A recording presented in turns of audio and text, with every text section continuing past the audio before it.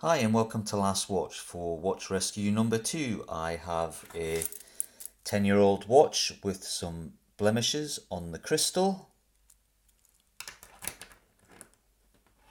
I have some Polywatch used to remove scratches, hopefully blemishes also, and some cotton buds for the application of said Polywatch solution. Before I start to clean the watch, I would like to clear something up from my last video. I inadvertently said that this watch was of poor quality because the second hand for the chronometer didn't line up. It turns out that this is quite a common occurrence after a battery has been changed. However, this is quite easy to rectify by pulling out the crown and using the pushers to recalibrate the second hand. So it's just a case of pulling it out, using the pusher,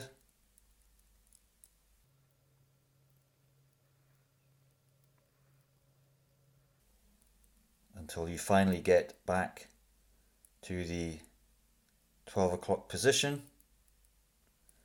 Push the crown back in, let the timer go, stop, and it should spring back to the 12. I thought it might be a good idea to use the Deployant clasp that came with a Saab 065. I've removed it from the original Seiko strap and installed it with the blue Hirsch jumper on the cocktail time. It does feel a little bit awkward the first time you put the watch on, and it does look a little bit strange. Obviously the Seiko is now upside down, but I can live with that. I should add also that the length of the strap has increased by installing the Deployant, so I'm literally on the last hole of the leather strap.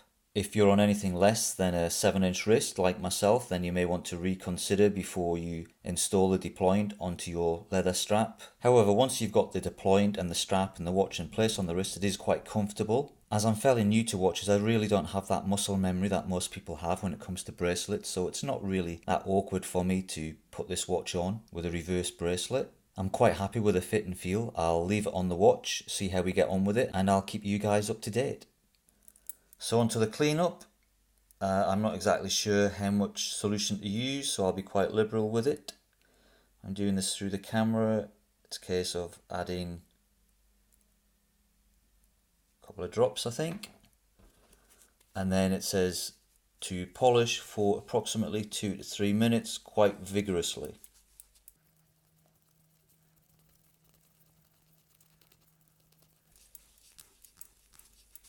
Well, rather disappointingly, after several applications and some buffing with a cotton swab, I'm sorry to report the marks on the crystal still seem to be in place.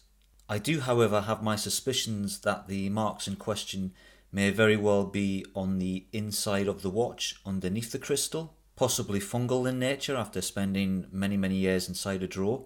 Obviously there's no way of confirming that without actually opening the watch up. Given the age and the cost of the watch, it is my beta. I don't really think I'm going to go as far as to take the watch apart to clean the crystal on the inside, though it is something that I might experiment with at some point in the future. So a bit indecisive as far as the Polywatch is concerned, not knowing whether the marks are on the outside or the inside of the crystal doesn't really help. Looking at the cotton swabs, the Polywatch has obviously given the crystal a very good clean on the exterior. If you guys have any experience with Polywatch with regards to removing scratches, let me know how you got on. So this has been watch rescue number 2.